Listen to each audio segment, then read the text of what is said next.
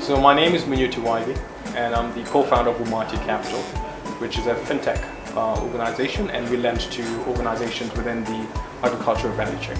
As an entrepreneur, it's actually a very lonely life, and to be the head of a company, it's even lonelier.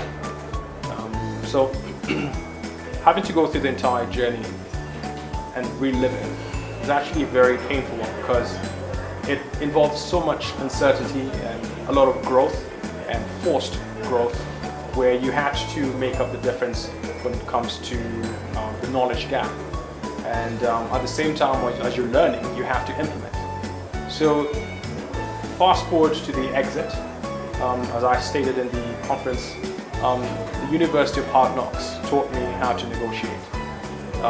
I should have realized my value more as an entrepreneur, but with that said, I believe in life everything happens for a reason, and the ideas and the bank or the repository of entrepreneurship is here. So one deal down the drain doesn't necessarily mean it's failure. So just continue, and as they say in Africa, a luta continua.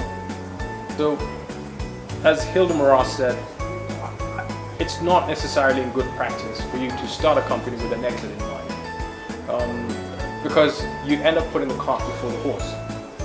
You end up focusing on the cash rather than on the value that you actually create, and the direction of the business becomes clouded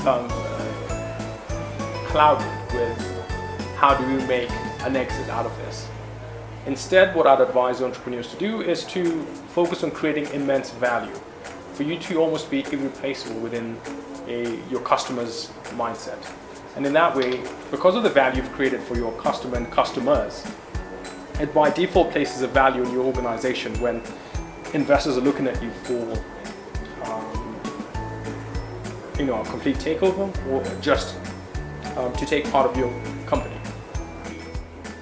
It's been a fantastic experience simply because it's bringing like-minded people in my community, including my peers, under one roof, which means for me that I'm able to engage with people who are in my space, people who I can learn from.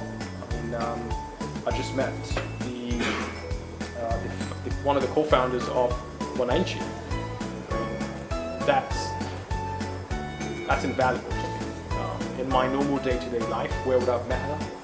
No idea. But for AfA, bringing everybody to one single melting pot meant that we can actually exchange and dialogue, which is what's needed within our entrepreneurship community. Perhaps more time to network, because that's one of the most important things. I like what AfA is doing. It's bringing entrepreneur and put it in the same room as investors. That is needed in this continent. More innovative ways for the two to meet in a sanitized environment is what I believe AfA should be focusing on, because very many organizations of its nature miss the point of being the intermediary between two different worlds, investor, entrepreneur, and ensuring that both of these two people who speak different languages can actually come onto one platform and engage in dialogue with the hope of creating value by investing in one another. Same conditions now. Unfortunately, the conditions I had were 80-20, 20 for me. It doesn't really give me much say. If I take it back before that, if I started with, let's say, a 50-50 approach,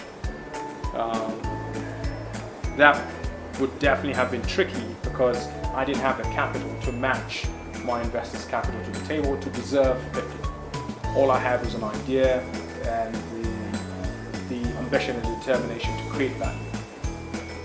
So with all things said and done, as I said before, everything happens for a reason. I believe that the true entrepreneur, it still remains here.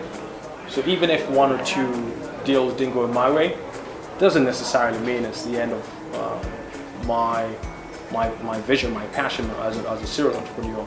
It's just one of many that has didn't go according to plan, and there's nothing wrong with that, in my opinion. There's no one rulebook to selling. There's no one rulebook to negotiation. You have to take everything with its own merit and demerits. And if you're holding onto your company before you sell it, then you have to truly believe in why you're doing it. And that's why you're an entrepreneur. You do things which most people will be like, are you crazy? And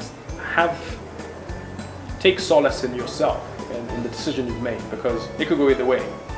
But make sure you do your homework, because you also don't want to be sitting on a shell of a company that's not really of any value years to come.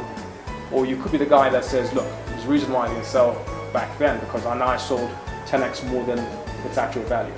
So there are very many factors that mean I can't give one conclusive response to, look, there's no reason why you're holding it, sell it, or wait.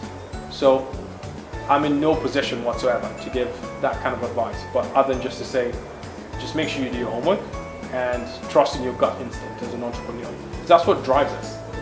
It's not what the market sees in us or vice versa. It's what we truly believe in, something in our vision, and accomplishing that vision in our own madness. So that's what, for me, is an entrepreneur. So I respect anybody who's holding on for a later higher value sale.